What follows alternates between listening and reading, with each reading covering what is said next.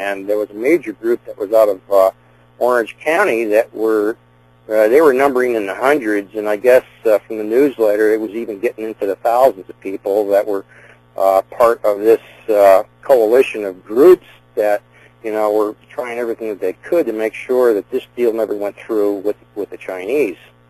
But anyway, to get back to my friend that showed up at the San Diego Navy base, this really posed a big question in his mind. Well, if they're closing down guard posts to major military facilities, and he's hearing that automatic weapons are being brandished or being used, he had heard other rumors related to what I'm saying about Costco bringing weapons in containers.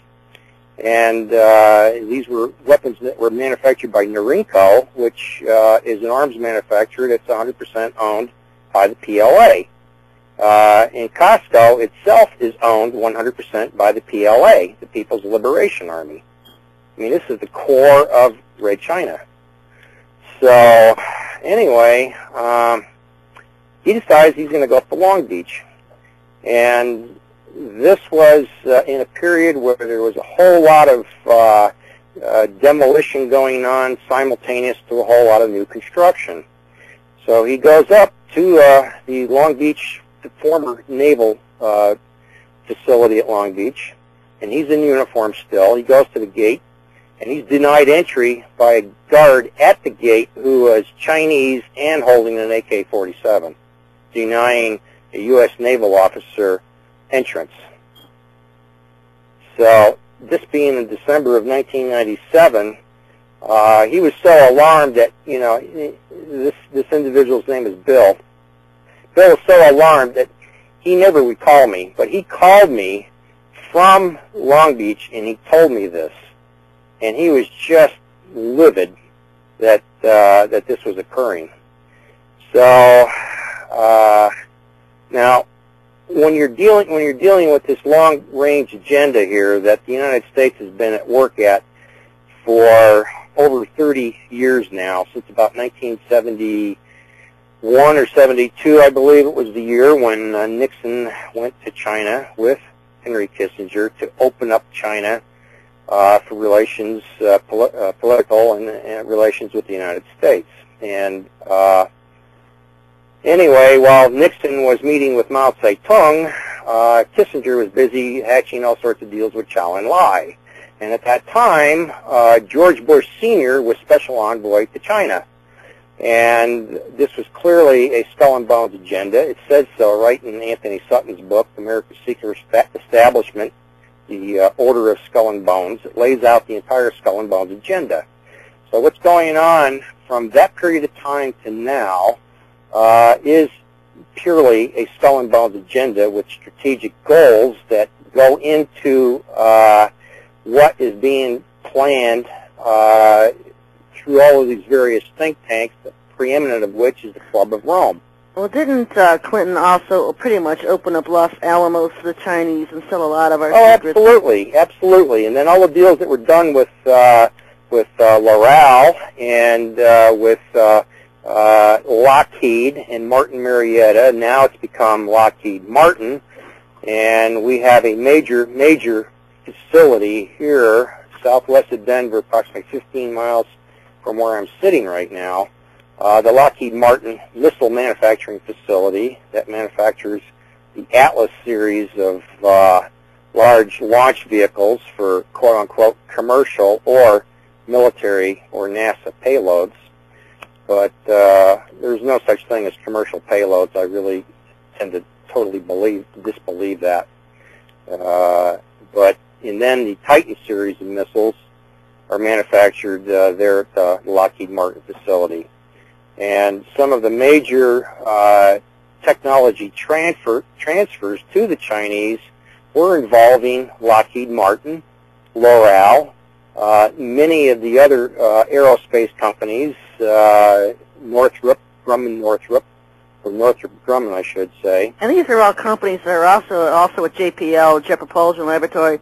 These are all companies that are involved. It's all linked. I'm just talking about the aerospace end of things. Well, the aerospace. These are all companies involved with what we call UFOs. Where our government builds and operates their own UFOs.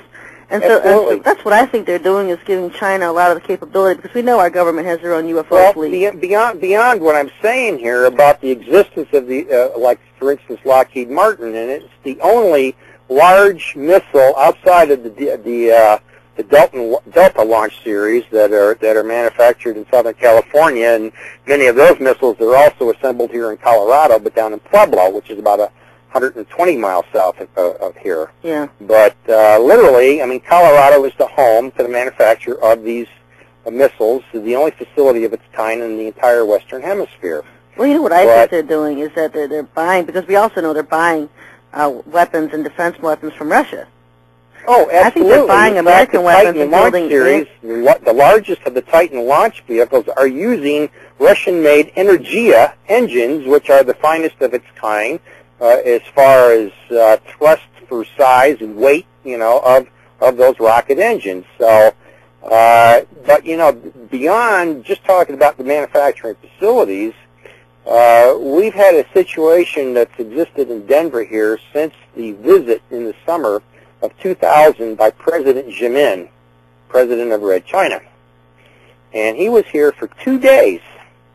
Now, Denver is really thought of by most people as, a nice place to live, mountains out here. We have the stock show every year here. We used to have huge stockyard facilities here. So, Denver's always had this vision of the West still, in the minds of some people, in the cow town. And so it's always acted as a good cover for what actually exists here. But, for the president of China to be here for 2 days, to have Mayor Wellington Webb roll out the red carpet, and I don't mean that as a pun, it actually occurred, and present him with the key of the city, and for Jimin to stay here for 2 days, well, everybody's asking, well, what's up with that? Well, there was a proposal that was put out at that time. Of course, it wasn't something that just came up at that time. It probably had been in the works for many, many years. But Mayor Wellington Webb's Economic Development Office started putting out a proposal to the Denver City Council for the Economic Development Office to open up an office in Shanghai. And they have, the Economic Development Office has other offices open in other cities and other countries, but we can actually talk, real trade of commercial goods, for these other cities. But when we have an office opened up in Shanghai, that brings up a whole different set of thoughts. And so that office, was being bandied about for a few months. It was being voted on by the Denver City Council. It was initially being turned down. It didn't look like it was going to pass initially. And this was tying directly into other information that I had been gathering for the previous 5 or 6 years. And I started linking what was going on with this office to other things that I knew involving the British that are here in Denver, involving MI6. That's actually what's in the background of the Denver Economic Development Office, has been for many, many years. And so, in fact, the Economic Development Office was attempted to get taken over by a British national from New Zealand. She'd been in Colorado for over 15 years. She'd been with the Economic Development Office for several years. She was instrumental in bringing British Airways here to Denver International Airport, which is British Airways is the British flag carrier, so that's very significant. And anyway, to make a long story short, because of this woman's activities that I had been hearing about for the previous 3 years, I determined that she was an MI6 agent. Her name is Bonnie Turner. Her real name is Bronwyn Joy Turner. Her name is actually listed in the Denver phone book, and her phone number, she has 2 phone numbers there. But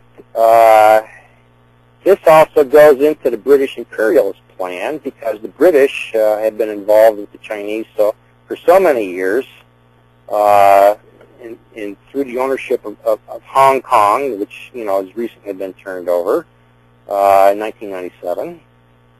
Everything is now in the orbit of the Red Chinese, and so we have a direct link from Denver to Shanghai.